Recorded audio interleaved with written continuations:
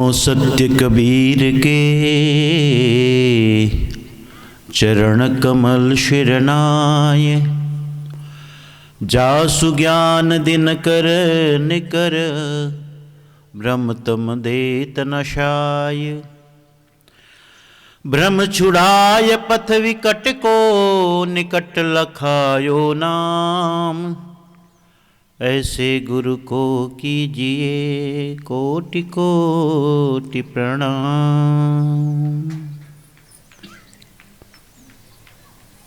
मुद मंगलमय संत समाज,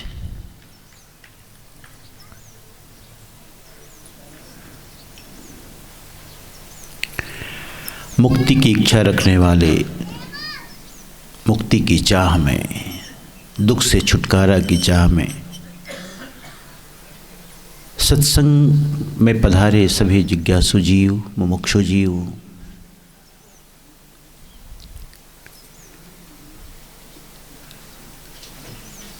ग्राम कसही में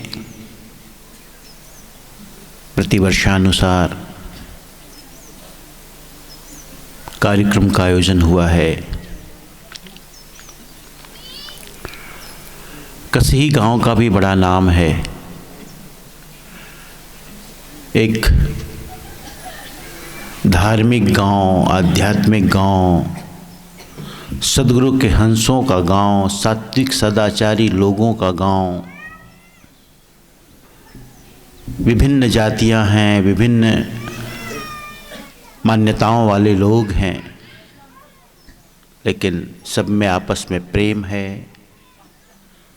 सदाचार और सात्विक जीवन जीने का संकल्प है। छोटा सा गांव है, चारों तरफ से नदी और नालों से घिरा है। एक आइलैंड है, ये छोटा सा टापू है, सुंदर है। और इस छोटे से द्वीप में आप सब भक्तजन निवास करते हैं।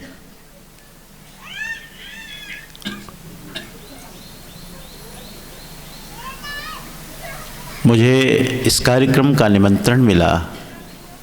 प्रथमतः मैंने मना किया। क्यों?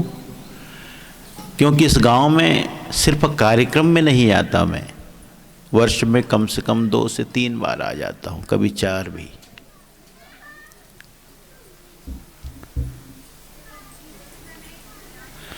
तो मैंने गांव वालों से कहा, भाई मैं तो घरोधी साहेब हूँ आते ही रहता हूँ, भेंट मुलाकात दर्शन प्रशन होता ही रहता है। किन्हीं और को आमंत्रित करें, बुलाएं। और आता हूँ तो वाणी वचन का लाभ मिल ही जाता है। परंतु आप सबका निवेदन और आग्रह था कि नहीं साहब, इस बार त्रिदिवसीय कार्यक्रम में आपको ही पधारना है।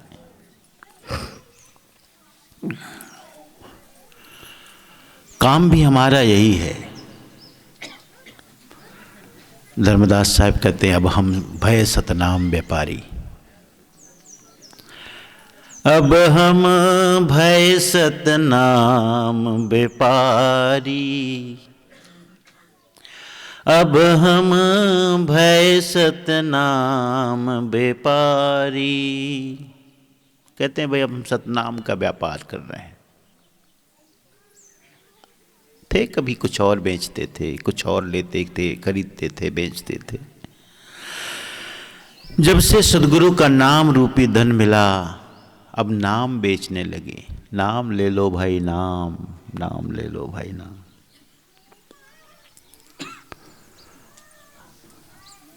अब बड़ी सुविधा है, बड़ी सहूलियत। कहीं भी सो जाओ, गली में, चौरा में, कहीं भी। न खोने का भय, न हरने का भय, न लूट ले जाने का भय, कुछ भी नहीं। हा? बहुत बढ़िया धंधा है, धर्मदास साहब कहते हैं। ऐसे हम सब भी सतनाम का व्यापारी हैं। सदगुरु ने सतनाम दिया, उस सतनाम को जन जन तक फैला रहे हैं, बता रहे हैं महिमा। अभी आपने भजन सुना, एक पंक्ति सुनी अंतिम वाली, ऐसा हुआ था काशी में। एक व्यक्ति कुछ रोग से पीड़ित था।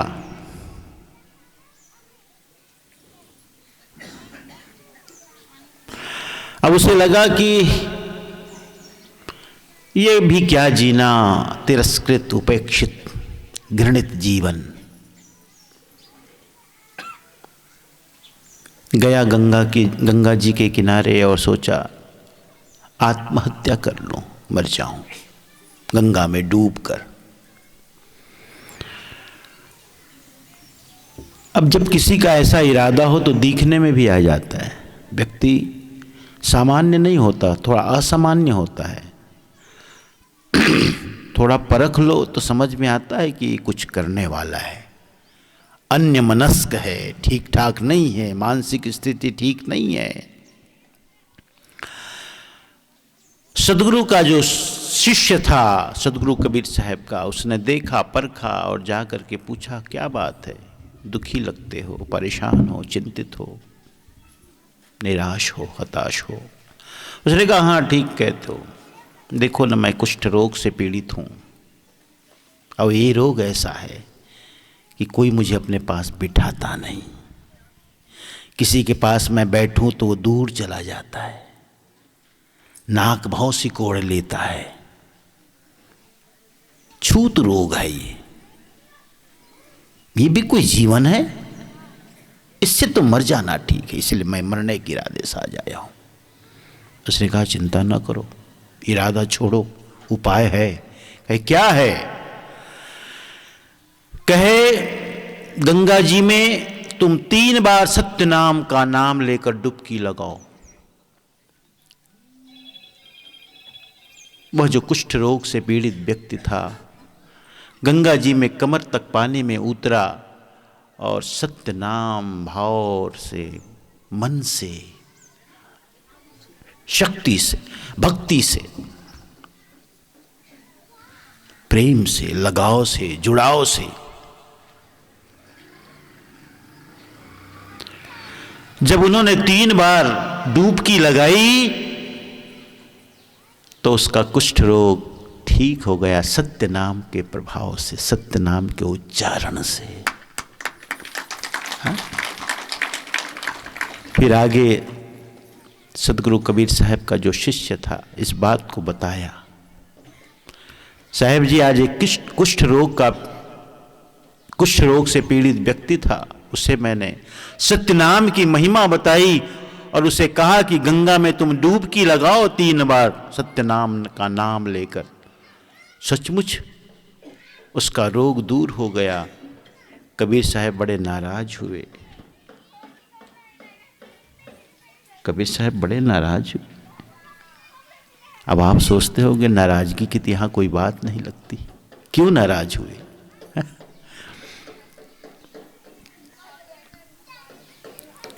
साहब नाराज इसलिए हुए अपने उस शिष्य पर, अरे तुमने सत्यनाम की महिमा कम कर दी।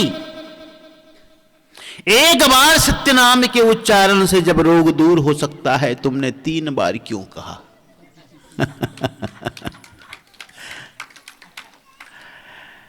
प्यारे हंसजनों, हम सब भी सतनाम के व्यापारी हैं। गांव गांव जाते हैं, नगर नगर जाते हैं, काम ही हमने यही चुना। आपने किसानी चुनी, हमने ये काम चुना।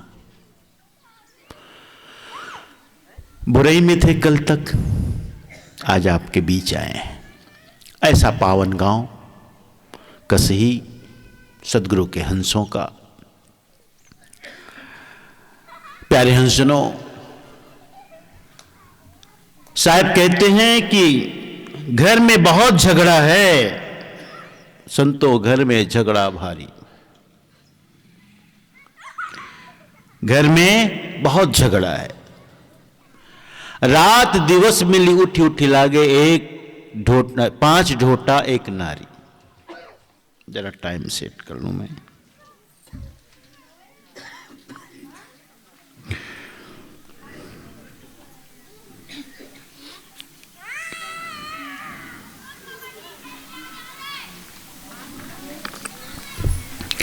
साहब कहते 5 ढोटा एक नारी, संतों घर मह झगड़ा भारी। झगड़ा सब तरफ है। झगड़ा का एक ही कारण होता है, मन का न मिलना, विचारों का न मिलना। जहां विचार नहीं मिलते आपस में, वहां विवाद होता है, कलह होती है।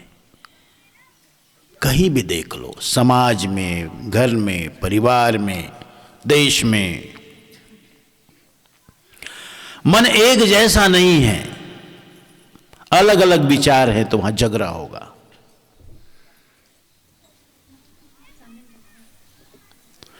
साहब कहते हैं कि घर में भी झगड़ा है।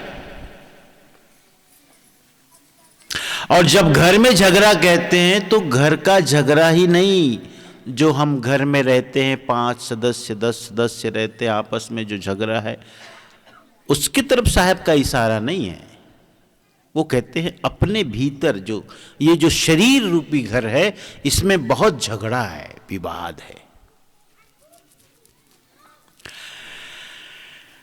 संतों घर में झगड़ा भारी। सदगुरु कबीर साहब की बहुत सी वाणियां सांकेतिक है। एक ऐसी एक और साखी है। कबीर खड़ा बाजार में लिए लुकाठी हाथ, जो घर बारे आप ना चले हमारे साथ। अब साहब कहते हैं कि अर्थ तो यही है कि बाजार में साहब खड़े हैं और उसके हाथ में लुकाठी है, जलती हुई अंगीठी है, और जलती हुई अंगीठी है, और वो सबको आह्वान कर रहे हैं, अपील कर रहे हैं, आह्वान कर रहे हैं, जो घर जा रहा है आप ना चले हमारे साथ। हम तो चल रहे हैं, लेकिन हमारे साथ चलने को, जो हमारे साथ चलेगा उसकी शर्त यही कि अपना घर पहले जलावे, घर जलावे। तो जब साहब यहां घर जलाने को कहते हैं ना, तो ये घर नहीं जो आप बनाए हो, वहां भी वही बात कहते हैं।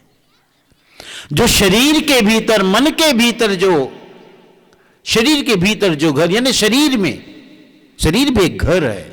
जानते हो, शरीर को पुर कहते हैं, और पुर में जो रहता है उसी का नाम पुरुष है। पुरुषेते इति पुरुषः, पुर। हमारे शरीर में 7 करोड़ सेल्स हैं, जीव प्रकोष्ठ जिसको कहते हैं, सेल्स यानी कोशिका, 7 करोड़ पूरे शरीर में। यानी इस शरीर की आबादी कितनी है? 7 करोड़।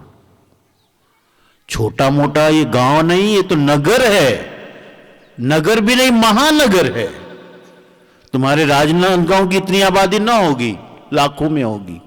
इसमें तो 7 करोड़ है। इसलिए पूरा का पूरा ये शरीर पुर है, पुर यानी नगर। और जो पुर में रहता है, निवास करता है, सेते, पुरी सेते इति पुरुषः, जो यहां चैतन्य विराजमान है, चैतन्य जीव, वह पुरुष है, क्योंकि इस 7 करोड़ की आबादी वाले नगर में निवास करता है, इसलिए वो पुरुष कहलाता है। जब घर को जलाने की बात सदगुरु कहते हैं, तो घर के अंदर जो काम है, क्रोध है, लोभ है, मोह है, मद है, मत्सर है, ईर्ष्या है, द्वेष है, छल है, प्रपंच है, धोखा है, इस सब को जलाने को कहते हैं। यही मेरे साथ चलने की पात्रता है। मेरे साथ वही चल सकता है, सब नहीं चल सकते। घर को जलाने का मतलब कोठा जला दो, रहने की जगह है, किचन, घर में तो यही होता है। सबके रहने के कमरे हैं, रसोई घर है, पशुओं को रखने की गौशाला है, कोठा है। ये नहीं, साहब कहते ये घर नहीं भाई, ये तो स्थूल है। मैं तो कुछ सूक्ष्म बातें कहता हूं तुमसे। ये घर नहीं जलाना है तुम्हें।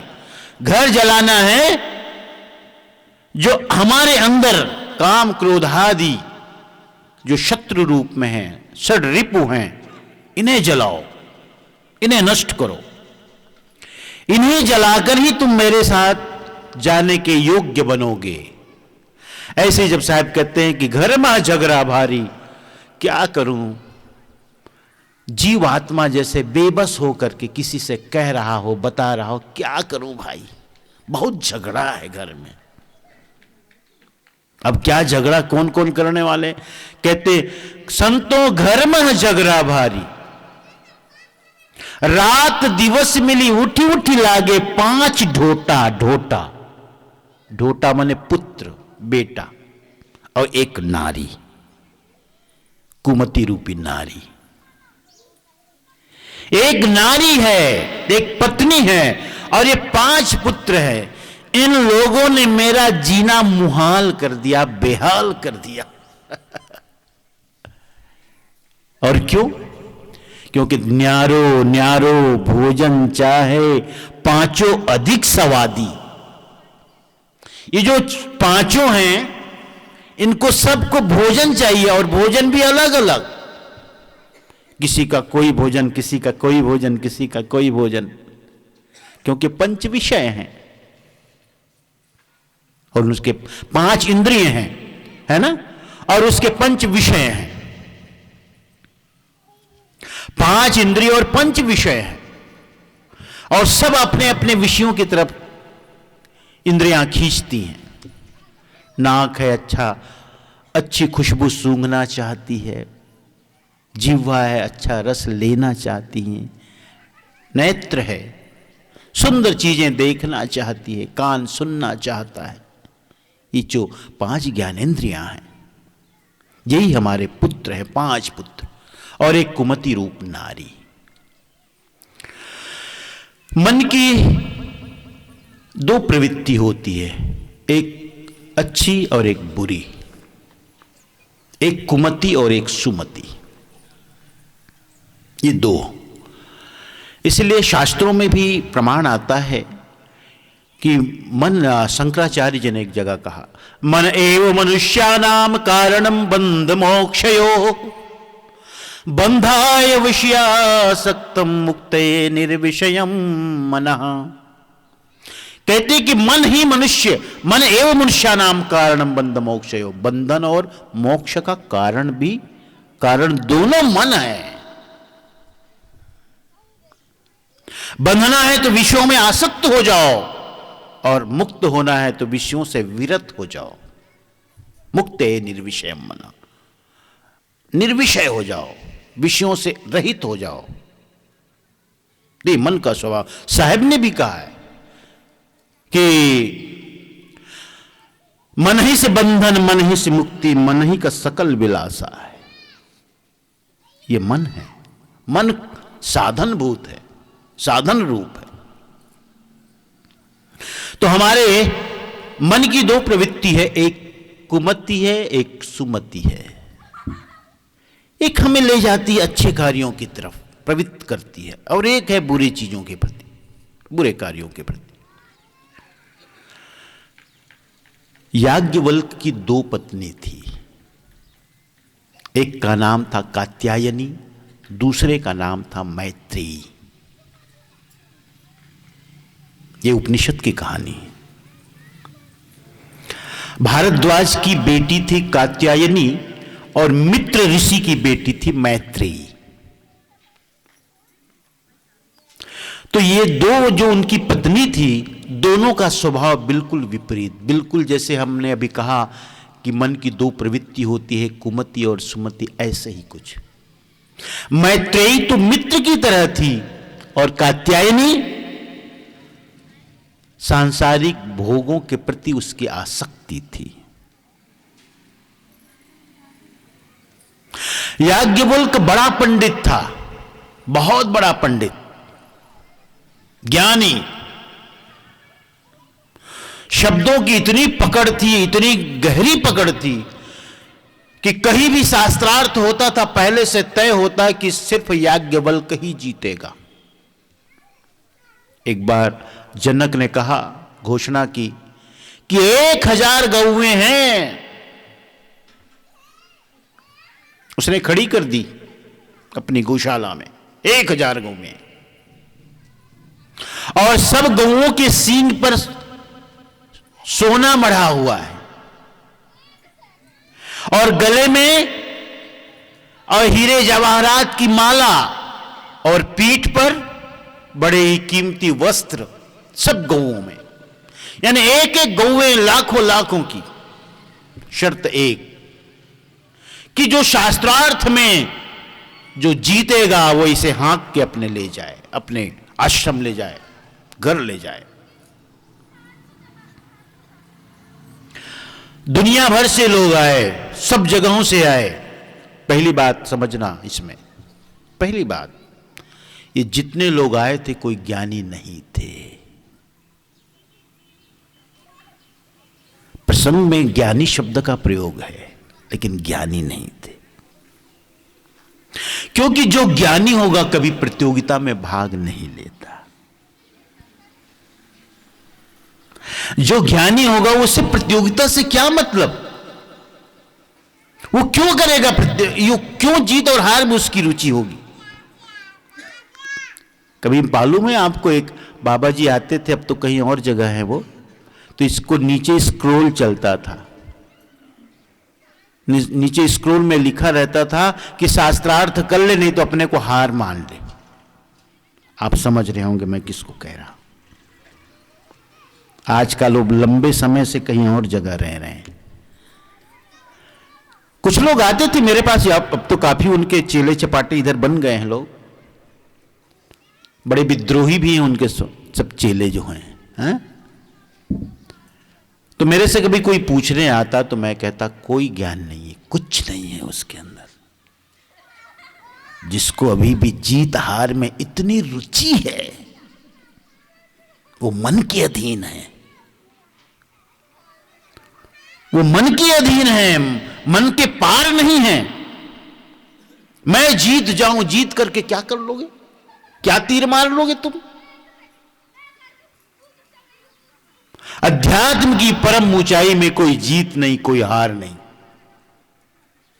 मैं जीत जाऊं, मैं बड़ा हो जाऊं, सब मेरे आगे नतमस्तक हो जाएं, सब मुझे प्रणाम करें, सब मेरी जय जयकार करें, ये सब मन का खेल है।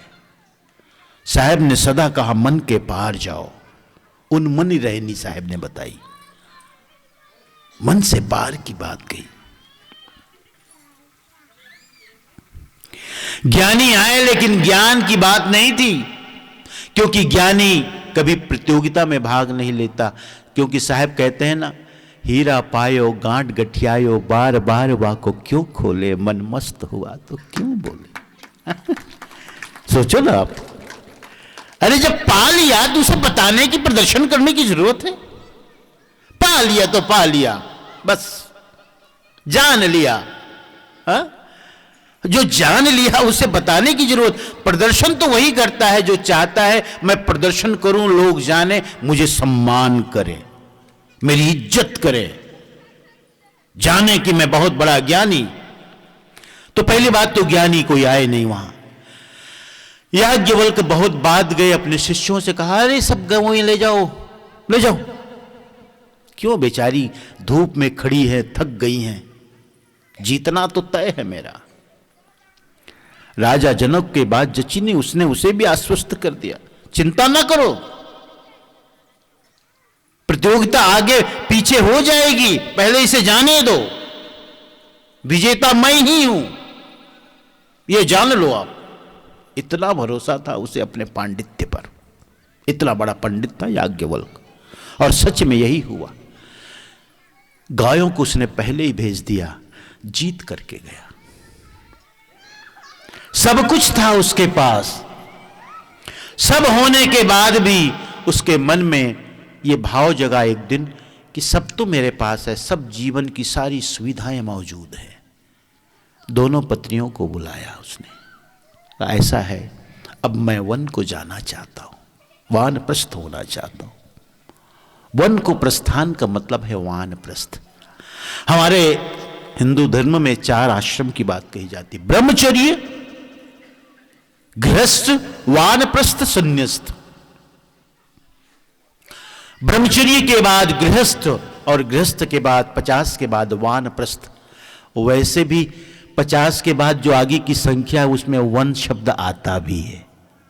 जरा सोचो, इनक्या वन, बा वन, वो अपने आप कह रहा है कि अब जाओ। इसलिए जितने 50 से ऊपर वाले हैं अब सोच लो।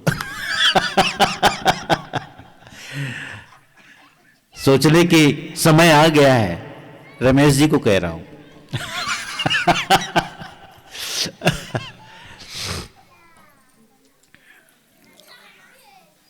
उसने सोचा कि सब कुछ तो मेरे पास है, लेकिन फिर भी कुछ अधूरा है जीवन, कुछ खालीपन। पत्नियों को बुलाया, दोनों को। उसने कहा ऐसा है, जो भी मेरे पास है तुम आधा आधा बांट लो, मैं जाना चाहता हूं। ये वन को जाना भी एक सूचना है। वन का मतलब है निर्जन, वन का मतलब शून्य। बहुत हो गया समाज में रहा, भाषा, बोल चाल, शोर गुल। अभी शोर गुल से मैं हटना चाहता हूं, जाना चाहता हूं, बहुत हो गया। अब मैं वन को जाना चाहता हूं, निर्जन में, शून्य में, रिक्त में, शांत में, एकांत में। बहुत है। और भाषा, समाज में रहने के लिए भाषा जरूरी है, बिल्कुल। आप किसी से ना बोलो, समाज न बन पाएगा। आप किसी से ना बोलो, समाज न बन पाएगा। और हमें बोलने की इतनी आदत है कि हम बिना बोले रह नहीं सकते। ट्रेन में बैठे रहो आप, थोड़ी देर बाद में पूछ लें कि भैया कहां से आ रहे हो, कहां जाना है, क्या नाम है। बोलना जरूरी, रह नहीं सकता आदमी, क्योंकि उसे बड़ा वो टीसता है, वो अकेलापन उसे टीसता है, मानो उसे पीड़ित करता है। अरे बोलो भाई कुछ, ये क्या अकेला अकेला चुप चुप बैठे रहना, बोलता है। याज्ञवल्क्य ने सोचा, बहुत बोला, बहुत बोला, बहुत प्रतियोगिताएं जीती, बहुत शास्त्रार्थ किया, सब है, सब सुविधाएं हैं, लेकिन मन नहीं भरा है, मन में शून्यता है। वन को जाने को तत्पर हुआ। तो मैत्रेयी थी, उसने एक बात की, बड़ी प्यारी बात, क्योंकि वो मित्र जैसी थी। इसे समझो आप। ये जो याज्ञवल्क्य की कहानी सुना रहा हूं ना, ये मन की कुमति और सुमति की कहानी है। इसे उसी रूप में समझो। मैत्रेयी जो थी, मित्र की तरह, उसने एक बहुत सुंदर बात कही कि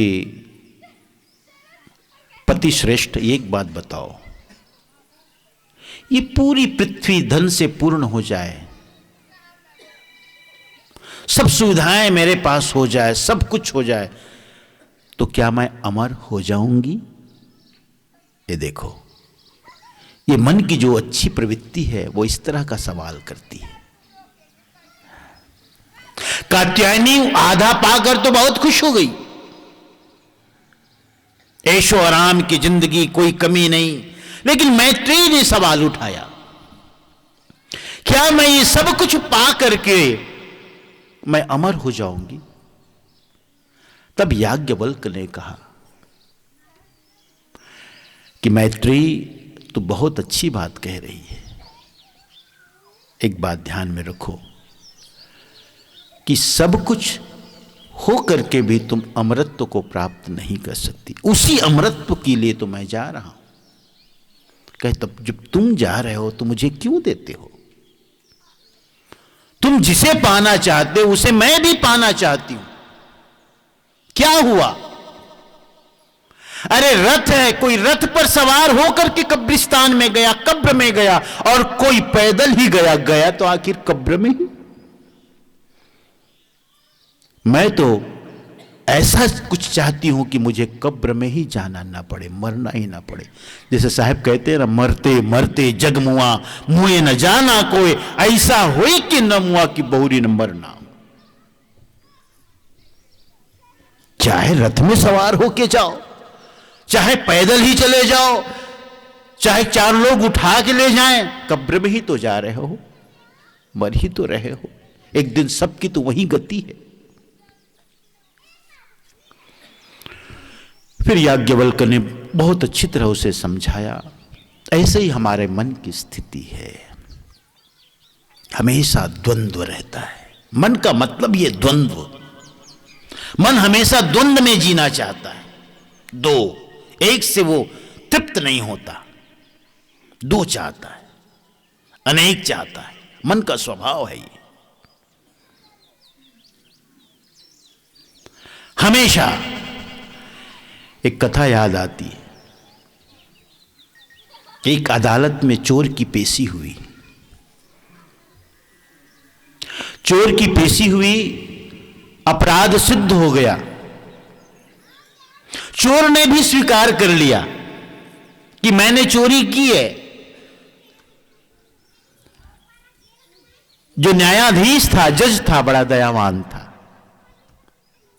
उसने कहा तुमने जब चोरी स्वीकार कर ली तो मैं तुम्हें एक मौका देता हूं कि तुम कैसी सजा चाहते हो, बताओ। वैसे होता नहीं है, कोई जज किसी से पूछे अपराधी से तुम कैसी सजा चाहते हो, लेकिन कहानी में हो जाता है। न्यायाधीश ने पूछ लिया कि तुम कैसी सजा चाहते हो। उसने कहा सब सजा देना प्रभु, लेकिन बस एक सजा मत देना कि 2 पत्नी से शादी करनी पड़े, ऐसी सजा मत देना।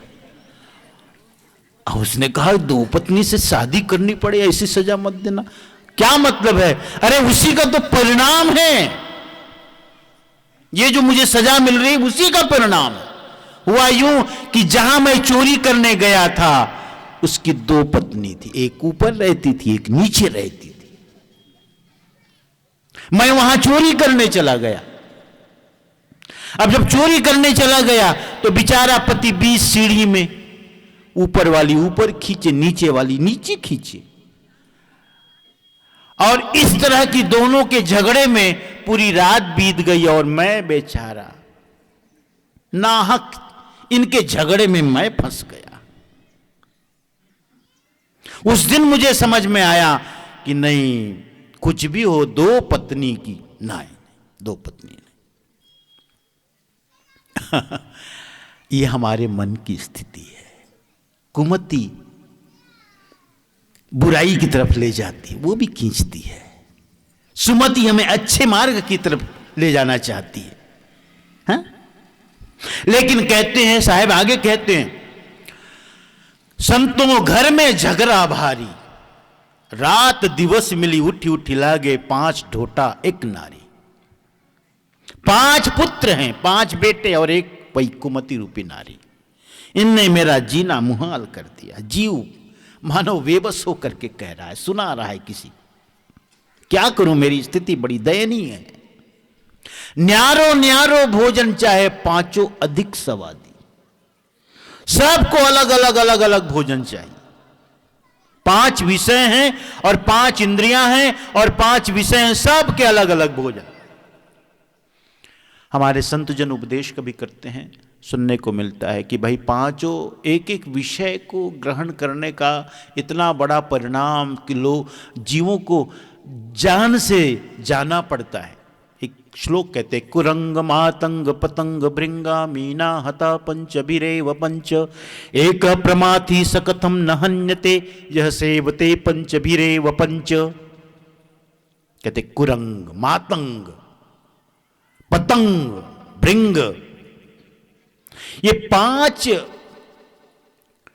जो इंद्रियां हैं उसके 5 प्रतिनिधि रूप में हाथी है, कुरंग, मातंग, हिरण है, कुरंग, मातंग हाथी, पतंग पतिंगा, पतिंगा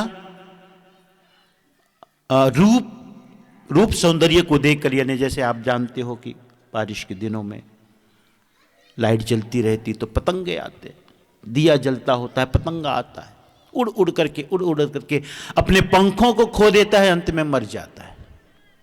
कुरंग माने हिरण। हिरण क्या है? सुंदर शब्द सुन करके, यानी शिकारी का बीन, शिकारी की बीन की आवाज को सुनकर मोहित हो जाता है और चला आता है हिरण शिकारी की तरफ ही, जहां से सुंदर आवाज आ रही है।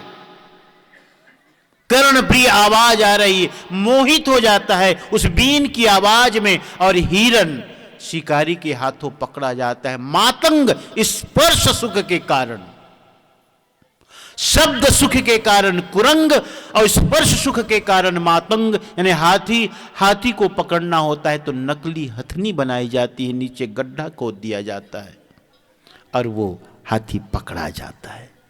पतंग रूप सुख के कारण, दिए में के आसपास चक्कर लगाता लगाता पंखों को तोड़ देता है, पंखों को खो देता है और मर जाता है। कुरंग मातंग पतंग भृंग। भृंग मतलब, भृंग का अर्थ होता है भौरा, है ना। भौरे के और भी बड़ा सुंदर उदाहरण देते हैं हमारे संतजन कि एक भौरा था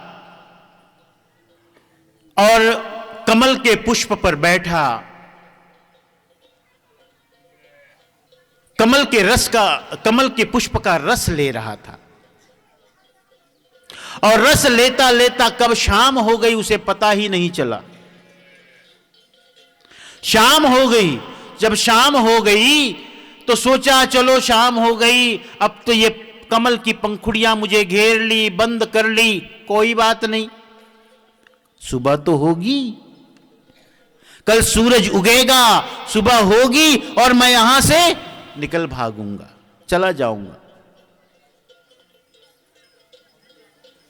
बड़ा सुंदर श्लोक है इस बारे में।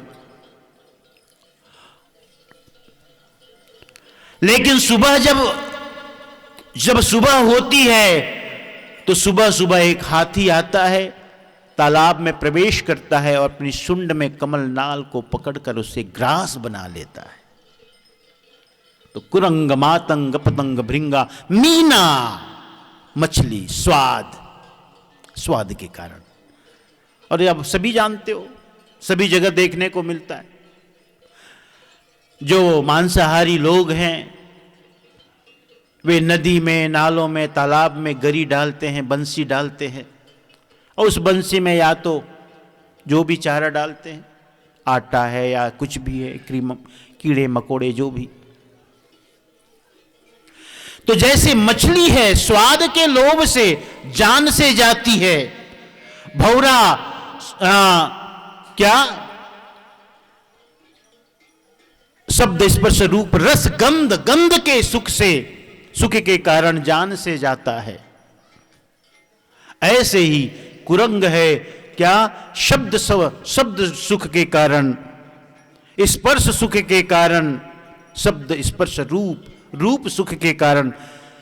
तो एक एक जीव की यह गति देखने को मिलती है। एक एक सुख के कारण लोभित हुआ जीव, प्रलोभित हुआ जीव, मोहित हुआ जीव अपनी जान से जाता है। अरे मनुष्य की कौन गति होगी जो एक साथ पांचों विषयों का भोग करता है, रसास्वादन करता है।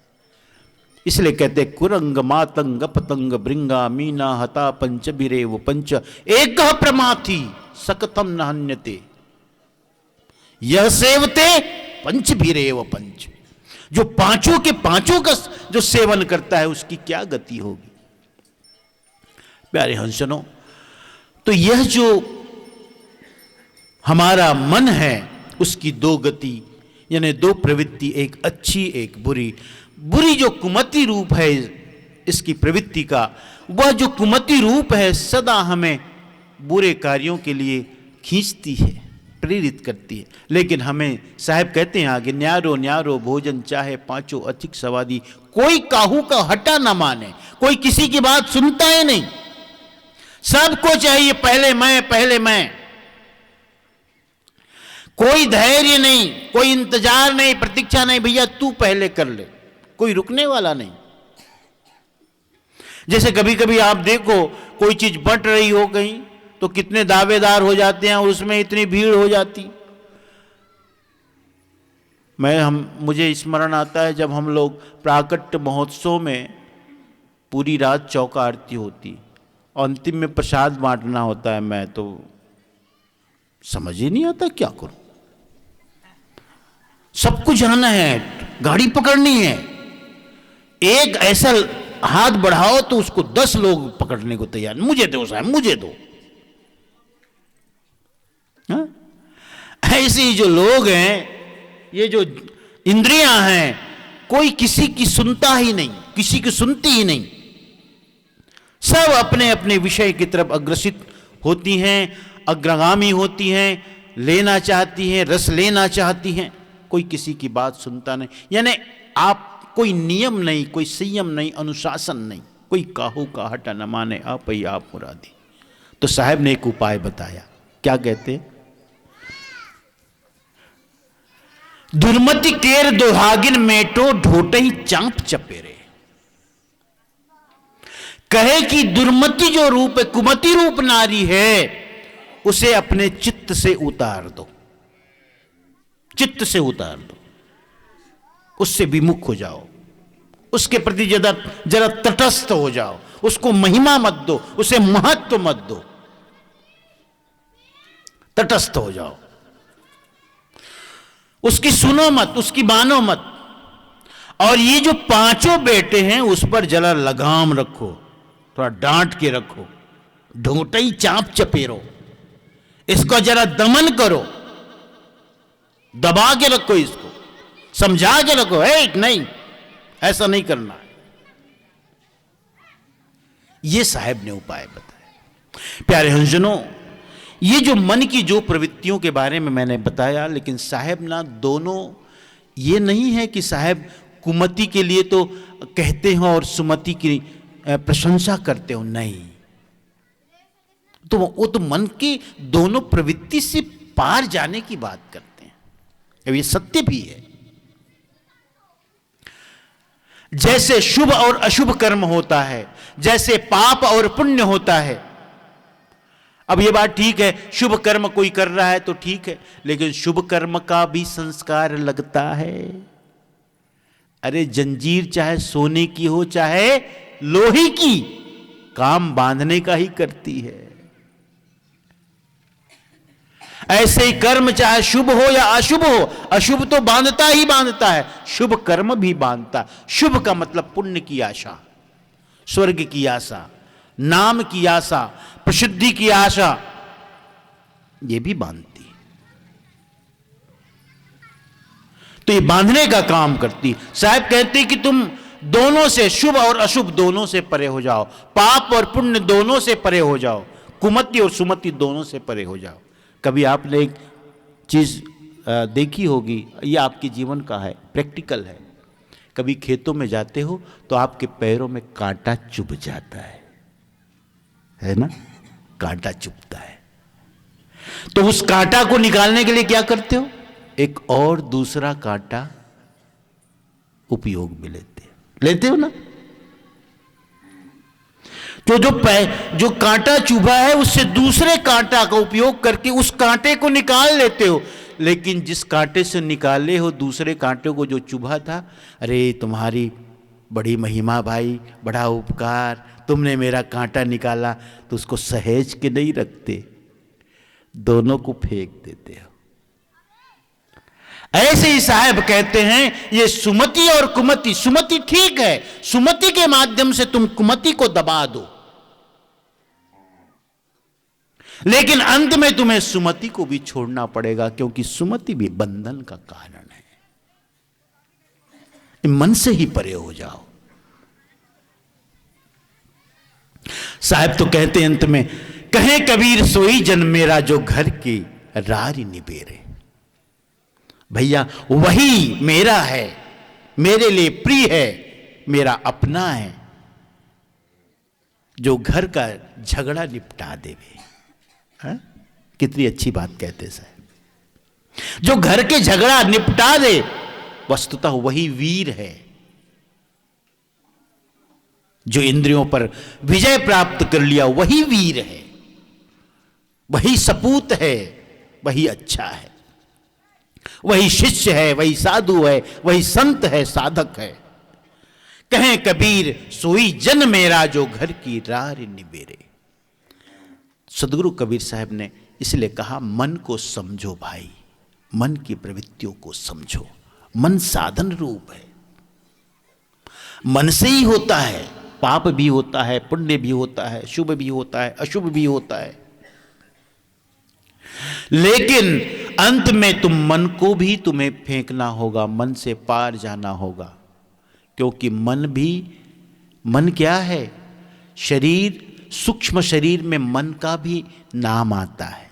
17 अवयवों वाला या जो सूक्ष्म शरीर है उसमें मन भी है। चतुष्टय अंतःकरण कहलाता है। 4 अंतःकरण। बाह्यकरण तो जो है हम जानते हैं, 5 ज्ञानेंद्रियां, 5 कर्मेंद्रियां। लेकिन जो अंतःकरण है, अंतःकरण यानी जो भीतन का साधन, बाह्यकरण से हम बाह्य जगत प्रपंच का हम जो ज्ञान प्राप्त करते हैं, संसार का ज्ञान प्राप्त करते हैं, यह साधन रूप बाह्यकरण। इसे बाह्यकरण यही हमारी 5 ज्ञानेंद्रियां और कर्मेंद्रियां। लेकिन अंतःकरण भीतर की चीजों को जानने के लिए जो साधन रूप है वो मन है, बुद्धि है, चित्त है, अहंकार है। तो सूक्ष्म शरीर का जो 17 अवयव है उसमें मन भी आता है।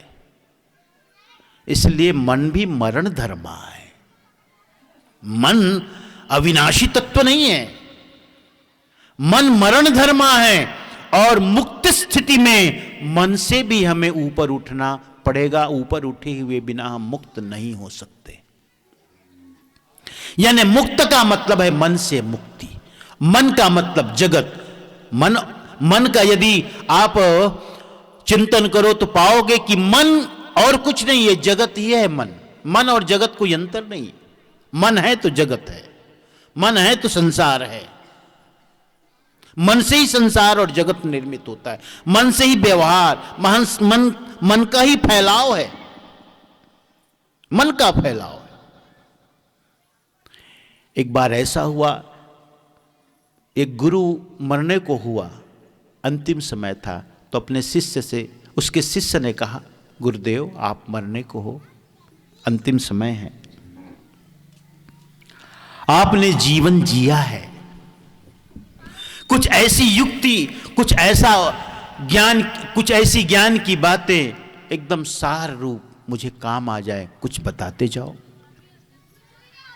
शिष्य ने निवेदन किया तो गुरु ने सोचा चलो बता दूं। उसने कहा, बेटा तुम पूछते हो कि तुम्हारे जीवन का सार क्या है, तो तुम्हें मैं कहूं कि जीवन में कभी बिल्ली मत पालना, जीवन में कभी बिल्ली मत पालना। शिष्य ने कहा, गुरुदेव बिल्ली नहीं पालना, बात स्पष्ट नहीं हुई, कहने का भाव क्या है, कहने का आशय क्या है? कह देखो बेटा बड़ी लंबी कहानी है इसके पीछे। कहे क्या कहानी है? मेरी एक झोपड़ी थी, मैं झोपड़ी में रहता था, खास घास फूस की झोपड़ी थी। दिन भर मैं भिक्षाटन करता, लोग देते, भीख देते, भिक्षाटन में खूब भीख देते, प्रेम से देते। आटा है, चावल है, दाल है, अनाज के रूप में। बहुत बार ऐसा होता कि मेरे खाने से बच जाता, तो उस अन्न को मैं कपड़े में बांध करके कहीं रख देता, तो रात को चूहा आकर के उसे कुतर देता, खा लेता, नुकसान कर देता था। बड़ा परेशान था मैं।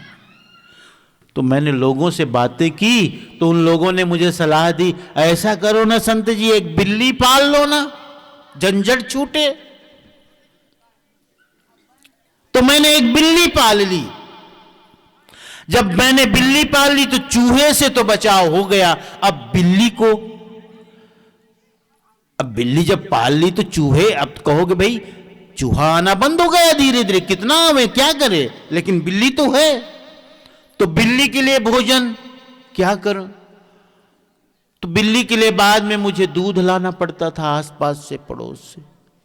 तो लोग कितना देवें, कब तक देवें? तो किसी ने मुझे सलाह दी, संत जी एक गाय क्यों नहीं पाल लेते हो? देखो फैलाओ मन का। तो मैंने गाय पाल ली। अब जब गाय पाल ली तो बिल्ली का भोजन तो मिल गया, लेकिन गाय के लिए घास। अब मैं भिक्षाटन में जाऊं कि घास लेने जाऊं, क्या करूं क्या ना करूं? ये मन का फैलाव। तो यहां सलाह देने वालों की कमी थोड़ी है संसार में, जगह जगह मुफ्त में देने वाले पड़े रहे। किसी ने फिर सलाह दे दी कि संत जी, वो एक गांव में एक विधवा रहती है, उससे घास मंगा लिया करो और कुछ तुम्हारे भिक्षाटन से बच जाए उसे दे दिया करो, उसका भी काम चल जाएगा और तुम्हारा भी काम बन जाएगा। वो जो विधवा थी वो घास ओसलाने लगी। आगे की कहानी समझने जैसी है, कहना जरूरी नहीं। उस दिन मुझे ज्ञात हुआ कि कहां है इस पूरे कहानी की जड़, कहां है इस फैलाव की जड़। तो मुझे समझ में आया वो बिल्ली है। इसलिए तुम्हें भी मैं सीख और सबक देता हूं कि बिल्ली मत पालना। ये मन का फैलाव है, इसलिए मन जगत है। मन का मतलब ही है जगत, मन का मतलब ही है संसार। संसार और मन में कोई अंतर नहीं है। और साहब ने सदा यही कहा, मन से परे जाओ, मन से ऊपर उठो। ये जीत हार, मान अपमान, हानि लाभ, जय पराजय, मेरा अपना, सब मन का खेल है। जो मन से ऊपर उठ गया उसके लिए अब कोई नहीं, असंग है, वो अकेला है। बाकी सब मन का खेला है। जो मन से ऊपर उठ गया उसके लिए, और जो मन से ऊपर उठ गया उसके जीवन में एक स्थिरता है, एक शांति है, एक सुकून है, एक प्रसन्नता है, एक तुष्टि है, एक संतुष्टि है।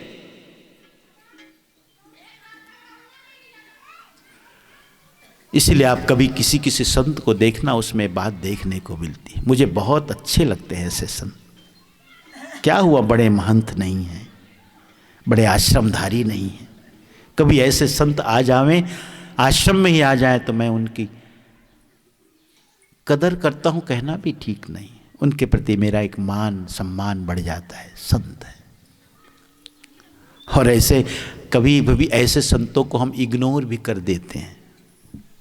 हमने आप सब धर्माधिकारी साहब कोई तो मानते हो, गाड़ी से आते हैं, 5 साधु हैं, बढ़िया कपड़ा पहने हैं, झकाझक हैं, लेकिन ऐसे संतों को नहीं कह मानते आप।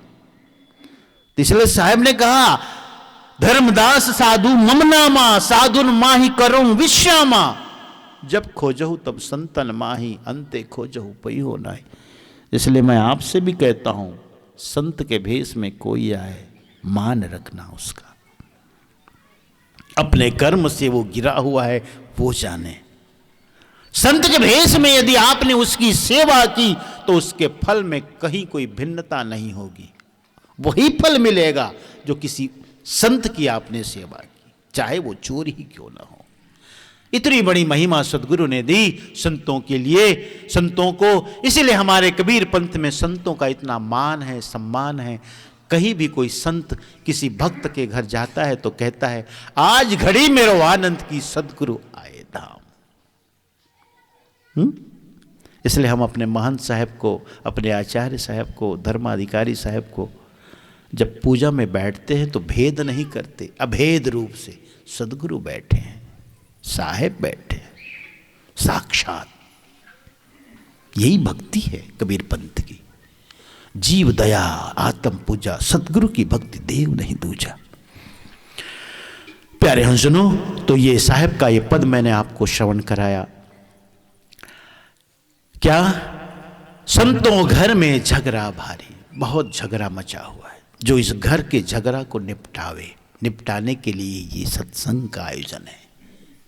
हाँ, उसी की चर्चा है। निपटाओ भाई, जैसे भी हो। हाँ, घर के झगड़ा को मिटाओ, निपटाओ। निपटाना जरूरी है, क्योंकि निपटाने के लिए ही अवसर मिला है, और कोई बात नहीं है। विचार करो ना आप, सोचो ना आप, क्यों मिला होगा जीवन? चिंतन करो थोड़ा। मैं आपको मौका देता हूं 2 मिनट। क्यों मिला होगा जरा? कि पिछली बार घर नहीं बनाए थे तो इस बार घर बनाने के लिए दिया होगा परमात्मा। पिछली बार कार नहीं थी तो इसलिए दिया होगा कि कार खरीद ले ना। कितनी बार हुआ? कितने बार आप धनी हुए, कितने बार गरीब हुए, कितने बार क्या क्या नहीं हुए आप। इधर वाले उधर हुए, उधर वाले इधर हुए, समझ गए? कभी ये सब बैठे पेंट वाले सब साड़ी में रहे होंगे और तुम सब लोग पेंट वाले रहे होगे। भाई देखो, जीव तो स्त्री और पुरुष है नहीं। साहब ने तो कह दिया, को पुरुषा को नारी। कौन पुरुष और कौन नारी? पुरुष हो या नारी हो, सब में वही चैतन्य समाया हुआ है, एक समान। ये तो प्रकृति की व्यवस्था है, सृष्टि को आगे बढ़ाने की व्यवस्था है। नर और मादा, स्त्री और पुरुष, चैतन्य में कोई भेद नहीं। इसीलिए सब मुक्ति के अधिकारी हो, सब, चाहे माता हो, चाहे पुरुष हो, चाहे नर हो, चाहे नारी हो, सबको मुक्ति का अधिकार है, सब मुक्त हो सकते हो। इसलिए जीवन बहुत बार मिला है, बहुत बार मिला है, कई बार मिला है। भगवान बुद्ध जब अपने महल में आए भिक्षाटन में, ज्ञान प्राप्ति के बाद जब महल में आए तो खबर मिली पिता को, 12 साल बाद वापस आए थे। अरे खुशी का ठिकाना न रहा, मेरा बेटा आया, सिद्धार्थ आया, गौतम आया। ओहो, लाओ लाओ लाओ, बुला लाओ, कहां है, कैसे? दरबारियों ने कहा वो तो गेट पे खड़ा है। गेट पे खड़ा है, दरवाजे पे? अरे सिंहासन उसका इंतजार करता है, कहां दरवाजे पे खड़ा है, बुला लाओ। कहते नहीं, आना नहीं चाहता। कहे क्यों? कहता है कि बस मैं बाहर से ही भिक्षा लेके जाऊंगा। भिक्षा लेके? हाँ, उसके हाथ में भिक्षा पात्र है, गैरिक वस्त्र धारण किया हुआ है, सन्यासी का भेष धारण किया हुआ। पिता ने जब सुना, दिल बैठ गया, गया खुद। कहीं क्या भेष बनाया है तू, आजा आजा आजा, बहुत अच्छा हुआ। कहते सुबह का भूला शाम को आए तो भूला नहीं कहलाता। बेटा तू आ गया, यही बहुत है, आ गले लग जा। ये पिता कब से तुम्हारा इंतजार कर रहा है तुम्हें गले लगाने को। चल, सिंहासन तेरा इंतजार करता है, जा संभाल, सब कुछ तेरा है। बहुत बोला, बहुत बोला, बुद्ध से रहा न गया। फिर उसने कहा, क्या बार बार तुम मेरा बेटा, तुम मेरा बेटा, हाँ? बार बार बेटे की दुहाई दे रहे हो, अब पिता होने का दावा करते हो। तुम्हें तो बस एक जन्म की कहानी मालूम, मुझे तो जन्मों जन्मों की कहानी मालूम। तुम्हें पता है कितनी बार तुम मेरे बेटा हुए? यही बात कहता है। तुम्हें पता है कितनी बार तुम मेरे बेटे हुए, कितनी बार मैं तुम्हारा बेटा हुआ? ये तो जन्मों की कहानी, अनंत सिलसिला है। हाँ, इसलिए मैं आपसे कहता हूं, ये जीवन इसीलिए मिला कि घर के झगड़ा को निपटा डालो, रारी झगड़ा को निपटाओ। और ये निपटाने के लिए सत्संग का आयोजन है। चिंतन करो, मनन करो, निधिध्यासन करो, विचार करो। साहब इसलिए कहते हैं, करहु विचार जो सब दुख जाई। भैया दुख का कारण और कुछ नहीं है, सिर्फ विचार करो। विचार करके देखो कि क्या सही, क्या गलत, क्या सार, क्या असार, क्या अब तक मैंने पाया जीवन में और क्या मैंने खोया। पीछे पलट के देखो। हाँ, मैंने सुना है, गधा होता है ना, जो बारिश के दिनों में उसकी बड़ी उसका बड़ा मजाक बनाते हैं। इसलिए मजाक बनाते हैं कि सुबह सुबह सर्दी के दिन होते हैं और ओस पड़ी होती है घास के ऊपर। गधा जब चरने जाता है तो चरता चरता आगे बढ़ता है, पीछे पलट के देखता है, जहां जहां से मुंह लगाया रहता, चरा रहता, वहां से ओस की बूंदें गिर जाई रहती। देख के बड़ा खुश होता, ओहो इतना मैंने खा लिया, बहुत हो गया। पलट के देखता है। मैं आपसे कहता हूं, आप भी जरा पलट के देखो अपने जीवन को। क्या मैंने खोया, क्या मैंने पाया? जिसके लिए मैंने किया उससे मुझे बदले में क्या मिला? सिर्फ शिकायत, सिर्फ उलाहना। जरा पलट कर देखोगे तो धीरे धीरे आप शांत होते जाओगे, स्थिर होते जाओगे। प्यारे हंसनो, इसलिए मौका है सत्संग का, चिंतन मंथन करने का। बहुत सुंदर कसी ग्राम वालों ने ये आयोजन किया है। समय हो गया है, 5 बजने को है, 1 मिनट बाकी है। मुझे यही निर्देश मिला था कि साहब 5 बजे तक सत्संग होगा। अच्छी बात है, समय से हो, अच्छा है। दूर से आते हैं आप, आपको भी घर जाना है, माताओं को भी बहुत काम है, चूल्हा चौका भी सब है कि नहीं? हाँ, चूल्हा चौका और क्या क्या सब जोड़ते हैं उसमें। तो ये सब भी काम है, इसलिए ज़्यादा न कहते हुए कल भी आप आएँ, परसों भी आप आएँ।